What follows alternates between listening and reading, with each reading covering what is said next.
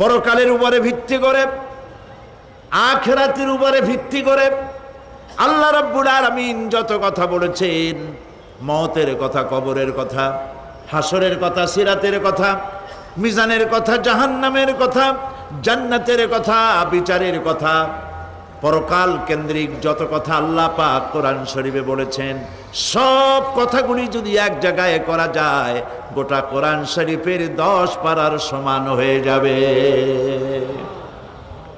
সম্ভবত কোরআনে কারিমের এমন কোন রুকু, এমন কোন পাতা নাই যেখানে আকারে ইঙ্গিতে পরকালের জবাবদিহিতা সম্পর্কে একেবারে কিছু বলা হয়নি। এই পরকাল কেন্দ্রিক কথাগুলির কারণেই সেই জামানার চোর, ডাকাত, ছিনতাইকারী, ধর্ষণকারী সব হেদায়েত হয়ে গিয়েছিল। আর মানুষগুলি পৃথিবীর সর্বশ্রেষ্ঠ